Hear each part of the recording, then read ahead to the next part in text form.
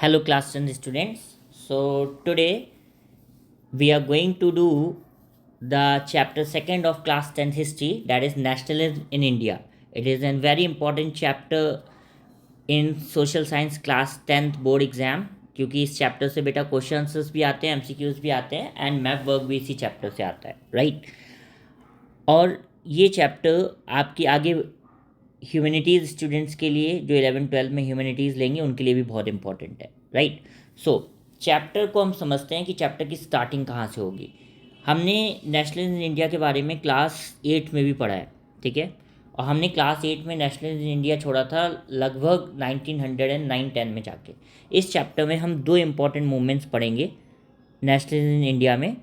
जो पहली important movement होगी बेटा वो होगी हमारी नॉन कॉपरेशन मूवमेंट। कौन सी मूवमेंट होगी? Non cooperation.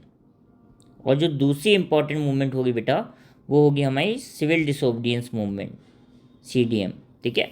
सो इन दोनों मूवमेंट के बारे में ये चैप्टर है। हम स्टार्ट करते हैं अपने फर्स्ट टॉपिक से without any delay. You are watching the channel learn social science from Jatin Dikshit, right.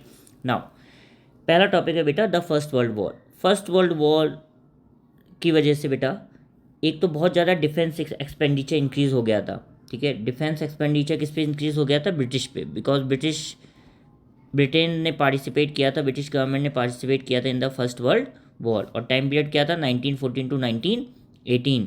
This was the time period of first world war, right. इससे क्या हुआ बेटा? डिफेंस एक्सपेंडिचर इंक्रीज़ हुआ, ब्रिटिश का डिफेंस एक्सपेंडिचर उनका increase हुआ तो उन्होंने क्या किया बेटा?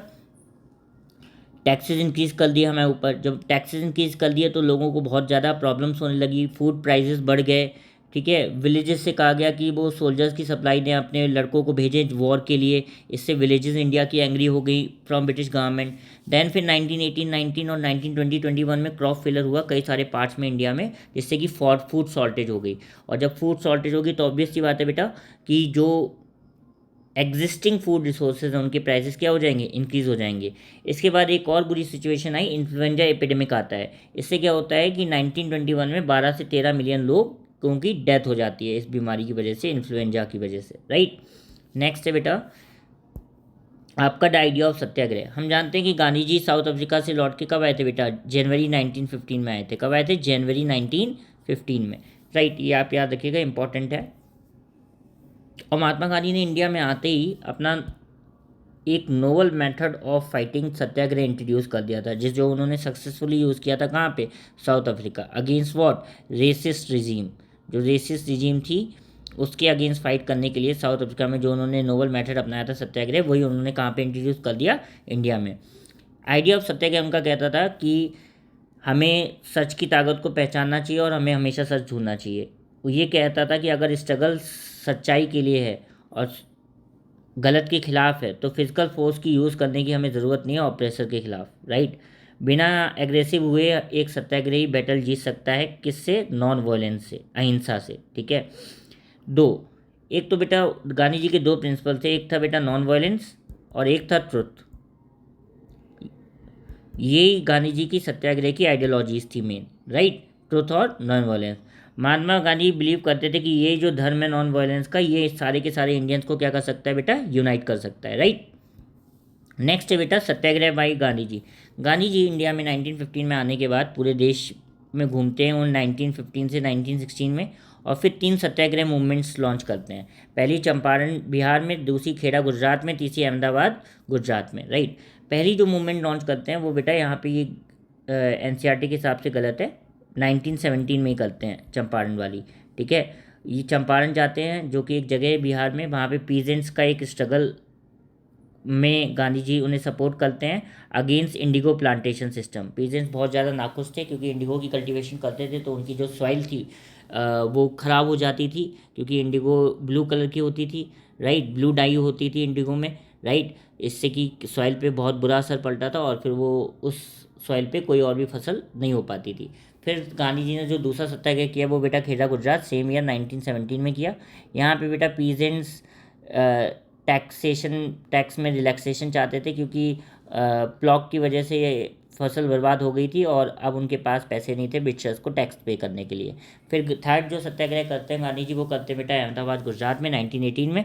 वो ये जो सत्याग्रह था बेटा, ये कॉटन मिल वर्कर्स के लिए था जो हायर वेजेस मतलब ज़्यादा तनख्वाह डिमांड कर रहे थे अपने मालिकों से, और उनके मालिक अपने कंपनी के प्रॉफिट में से उन्हें हायर वेजेस देने के लिए रेडी नहीं थे। तो गांधी जी ने इनके स्ट्रगल को, कॉटन मिल वर्कर्स के स्ट्रगल को अहमदाबाद गुजरात 1918 में सपोर्ट किया था, राइट। नेक्स्ट है बेटा रोलेट एक्ट। रोलेट एक्ट एक इम्पॉर्टेंट एक्ट था, ठीक है, जिसमें गांधी जी ने बढ़ चढ़ के हिस्सा लिया था। रोलेट एक्ट क्या था बेटा? ये एक्ट बहुत जल्दी पास किया गया था इम्पीरियल लेजिस्लेटिव काउंसिल द्वारा, ब्रिटिश की, ठीक है। और इसमें सारे के सारे इंडियन मेंबर्स क्या कर रहे थे, इसका अपोजिशन कर रहे थे, इसका विरोध कर रहे थे। इस एक्ट के थ्रू था क्या कि गवर्नमेंट के पास इनॉर्मस पावर्स आ जाती थी कि वो कोई भी राजनीतिक एक्टिविटीज़ को रिप्रेस कर सके, और जितने भी राजनीतिक अपराधी हों उन्हें 2 साल के लिए जेल में डाल सके बिना कोर्ट में पेशी के। फिर गांधी जी 1919 में डिसाइड करते हैं कि वो एक नेशन वाइड सत्याग्रह करेंगे इस रोलेट एक्ट के अगेंस्ट। महात्मा गांधी ऐसे एक्ट्स के against non violent civil disobedience movement चलाना चाहते थे, और जो कि वो एक हड़ताल से स्टार्ट करना चाहते थे। Date was 6 April. What was the date? 6 अप्रैल से ये गांधी जी से स्टार्ट करना चाहते थे, right. I hope you understood this. Next है बेटा आफ्टर रिजल्ट्स ऑफ CDM। यही जो रोलेट सत्याग्रह आप या सिविल डिसोबीडियंस मूवमेंट जो 6 अप्रैल से स्टार्ट होने वाली थी, इसके रिजल्ट्स क्या हुए? रैलीज ऑर्गेनाइज की गई शहर में, अलग अलग जगह पे वर्कर्स रेलवे वर्कशॉप पे स्ट्राइक पे चले गए, दुकानें बंद हो गई। इस स्ट्रगल को बढ़ते हुए देख के कम्युनिकेशन लाइंस तोड़ दी गई, रेलवे और टेलीग्राफ को डिस्टर्ब कर दिया गया इंडियन सत्याग्रहीज द्वारा। ब्रिटिश एडमिनिस्ट्रेशन ने इस मूवमेंट को या इस सत्याग्रह को स्लो डाउन करने की कोशिश की। लोकल लीडर्स को उठा लिया गया अमृतसर से, गांधी जी को रोक दिया गया दिल्ली एंटर होने से, और 10 अप्रैल को अमृतसर में एक पीसफुल प्रोसेशन में फायरिंग कर दी गई, जिससे कि और ज़्यादा जनता नाराज़ हो गई और उसने बैंक्स, ऑफिसेज और पोस्ट ऑफिसेज और रेलवे स्टेशन पे अटैक करना शुरू कर दिया। इसके बाद मार्शल लॉ लगा दिया जाता है, जो आज के टाइम पे बेटा धारा 144 है, राइट, और जनरल डायर कमांड ले लेता है, राइट। नेक्स्ट है बेटा ये एक तस्वीर है जनरल डायर की जो 1919 में ब्रिटिश सोल्जर्स के साथ है अमृतसर में।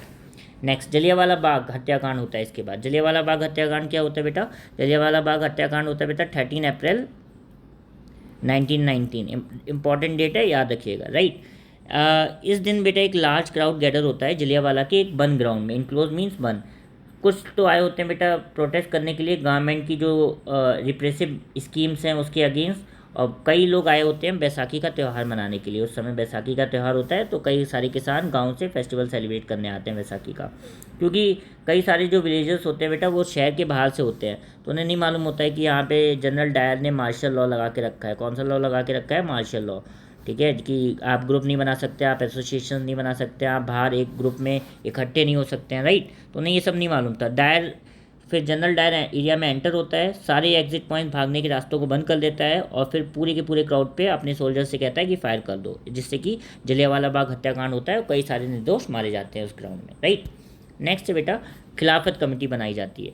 खिलाफत कमेटी में क्या होता है बेटा? महात्मा गांधी जलियांवाला बाग के बाद ये सोचते हैं कि एक अगर हमें कोई भी बड़ी मूवमेंट चलानी है इंडिया में, तो हमें हिंदूज़ और मुस्लिम्स का साथ चाहिए। किसका साथ चाहिए? हिंदू और मुस्लिम्स का।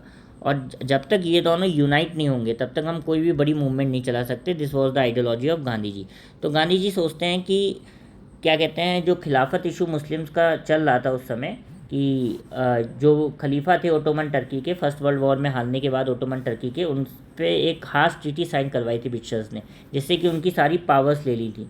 तो इन पावर्स को वापस दिलाने के लिए मुस्लिम ग्रुप के 2 भाइयों ने, मोहम्मद अली, शौकत अली ने एक खिलाफत कमेटी सेटअप की थी बॉम्बे में मार्च 1919 में, और एग्जैक्ट डेट थी 20 मार्च 1919, राइट। इन दोनों ने खिलाफत कमेटी बनाई थी। तो ये इसके साथ जाना चाहते थे गांधी जी, और इनके साथ मिलके एक नॉन कॉपरेशन मूवमेंट स्टार्ट करना चाहते थे, राइट। नेक्स्ट है बेटा रिप्रेशन ऑफ पब्लिक। अब जैसे ही बेटा जलियांवाला बाग की खबर फैल जाती है, तो क्राउड्स जो नॉर्थ इंडियन टाउन में था वो सड़कों पे आ जाता है, वो विद्रोह करने लगता है अंग्रेज़ों के खिलाफ। स्ट्राइक्स होने लगती हैं, क्लैशेस होने लगते हैं पुलिस में, और गवर्नमेंट बिल्डिंग्स पे अटैक करने लगते हैं। जो ब्रिटिश गवर्नमेंट है वो इस मूवमेंट को दबाने के लिए ब्रूटल रिप्रेशन और ज़्यादा सत्याग्रह को मारती है, पीटती है, उन्हें नाक रगड़वाती है, क्रॉल करवाती है स्ट्रीट्स पे, सलाम करने को कहती है साहिब से, लोगों को दौड़ाया जाता है, भगाया जाता है, और बॉम्बिंग की जाती है विलेजेस में, राइट। और ये सब देखते देखते गांधी जी जो रोलेट सत्याग्रह की मूवमेंट थी या सिविल डिसोबीडियंस मूवमेंट थी, इसे क्या कर देते हैं, बंद कर देते हैं, राइट। नेक्स्ट है बेटा वाई नॉन कॉपरेशन। फिर गांधी जी नॉन कॉपरेशन का आइडिया प्रपोज करते हैं, और ये जो नॉन कॉपरेशन का आइडिया था इसके बारे में उन्होंने जिक्र किया था अपनी बुक हिंद स्वराज में, जो उन्होंने 1909 में लिखी थी। गांधी जी की बुक का नाम क्या था बेटा, फेमस बुक है उनकी हिंद स्वराज, राइट। ये इंपॉर्टेंट है, आ सकता है, ठीक है। So Gandhi ji oppose that the non cooperation movement should unfold in stages. Gandhi ji ने कहा कि जो नॉन कॉपरेशन मूवमेंट है ये स्टेजेस में ओपन होनी चाहिए, ठीक है। सबसे पहले सारे टाइटल जितनी भी उपाधियाँ दे दी अंग्रेज़ों ने वो हमें छोड़ देनी चाहिए। फिर गवर्नमेंट अवार्ड्स को भी हमें वापस कर देना चाहिए। हमें सिविल सर्विसेज जो सिविल सर्वेंट एग्जामिनेशन से इन्हें छोड़ देना चाहिए। आर्मी छोड़ देनी चाहिए, पुलिस छोड़ देनी चाहिए, कोर्ट छोड़ देनी चाहिए, और लेजिस्लेटिव सर्विसेज छोड़ देनी चाहिए। फॉरेन गुड को बॉयकॉट करना चाहिए, स्कूल छोड़ देने चाहिए। Then in case government use repression of full civil disobedience campaign would be launch. और अगर फिर भी गवर्नमेंट दबाने की कोशिश करती है तो पूरी तरीके से एक सिविल डिसोबीडियंस मूवमेंट हम लॉन्च करेंगे। गांधी जी ये सजेशन देते हैं। थ्रू द समर ऑफ 1920 के समर में गांधी जी और शौकत अली पूरे हिंदुस्तान में घूमते हैं और लोगों को इस movement say that is non cooperation movement से जोड़ने की कोशिश करते हैं, राइट। अब हमें ये पता होना चाहिए कि नॉन कॉपरेशन मूवमेंट को एक्सेप्ट कब किया गया था, ठीक है। तो नॉन कॉपरेशन मूवमेंट को एक्सेप्ट किया गया था बेटा नागपुर सेशन में। इससे पहले भी बेटा क्या कहते हैं, एक सेशन हुआ था कैलकाटा का, ठीक है। कैलकाटा का कब हुआ था, सितंबर 1920 में हुआ था, सितंबर 1920। ये डेट इंपॉर्टेंट है, याद रखना। कलकत्ता सेशन कांग्रेस का, इसमें भी डिमांड रखी गई थी नॉन कॉपरेशन मूवमेंट को मुस्लिम के साथ खिलाफत मूवमेंट और स्वराज के लिए एक साथ मूवमेंट स्टार्ट करने के लिए, बट इसमें ये रिजेक्ट कर दिया गया था ऑफर। बाद में एट लास्ट दिसंबर 1920 में नागपुर सेशन में एक कॉम्प्रोमाइज़ किया जाता है और नॉन कॉपरेशन मूवमेंट को अडॉप्ट कर लिया जाता है। बाई हुम, the Congress leaders and the party. The non corporation खिलाफत मूवमेंट बिगेन इन जनवरी 1921। और ये मूवमेंट स्टार्ट कब हुई है बेटा, डेट याद रखिएगा, जनवरी 1921 में। एक्सेप्ट कब हुई थी, नागपुर, दिसंबर 1920 में। कई सारे सोशल ग्रुप्स पार्टिसिपेट करते हैं इस मूवमेंट में, और उनकी डिमांड क्या होती है बेटा, स्वराज। डिमांड क्या होती है, स्वराज। और स्वराज का मतलब क्या होता है बेटा, complete independence. What is the meaning of the word Swaraj, complete independence. ये चीज़ें थोड़ा याद रखने की ज़रूरत है, ये एग्जाम्स में पूछी जा सकती है। नेक्स्ट है बेटा मूवमेंट इन टाउन्स। जैसे ही नॉन कॉपरेशन मूवमेंट स्प्रेड होती है तो सबसे पहले टाउन्स में मूवमेंट होती है, और टाउन में कौन पार्टिसिपेट करता है बेटा, मिडिल क्लास पार्टिसिपेट करती है। कई सारे बच्चे स्कूल छोड़ देते हैं, कॉलेज छोड़ देते हैं, हेड मास्टर्स स्कूल छोड़ देते हैं, टीचर्स रिज़ाइन दे देते हैं, लॉयर्स अपनी प्रैक्टिसेस छोड़ देते हैं, काउंसिल इलेक्शंस बॉयकॉट करती है कांग्रेस के लीडर्स या पार्टी लीडर्स, फॉरेन गुड्स विदेशी सामान को बॉयकॉट किया जाता है, और शराबों की दुकान पे शराबियों को जाने से रोका जाता है। As the boycott movement spread, जैसे ही बॉयकॉट मूवमेंट बढ़ती है लोग इम्पोर्ट क्लोथ्स कम कर देते हैं, मतलब फॉरेन क्लोथ्स का इम्पोर्ट कम कर देते हैं, ठीक है। इससे क्या होता है कि ऑब्वियस सी बात है इकोनॉमिक इम्पैक्ट आता है। इकोनॉमिक इम्पैक्ट क्या आता है कि जो ब्रिटिश से जो भी सामान इंपोर्ट होता था उसकी वैल्यू 102 करोड़ से ड्रॉप होकर 57 करोड़ आ जाती है क्लोथ की। कितनी वैल्यू आ जाती है, 102 करोड़ से 57 करोड़ तक। ये डेटा याद रखिएगा कि ब्रिटिश क्लोथ की जो वैल्यू है वो डिक्रीज़ हो जाती है बॉयकॉट की वजह से, राइट। और फिर खादी का यूज़ बढ़ जाता है इंडियन मार्केट में, ठीक है। और टेक्सटाइल मिल्स इसी टाइम, हैंडलूम इंडस्ट्री या टेक्सटाइल मिल्स इंडिया की क्या होती है बेटा, ग्रो होती हैं, राइट, क्योंकि people were started wearing the Indian clothes, khadi. Next, अब एक क्वेश्चन आता है बेटा डायरेक्टली कि नॉन कॉपरेशन मूवमेंट, एनसीएम का मतलब क्या है, नॉन कॉपरेशन मूवमेंट, ये स्लो डाउन क्यों हो जाती है।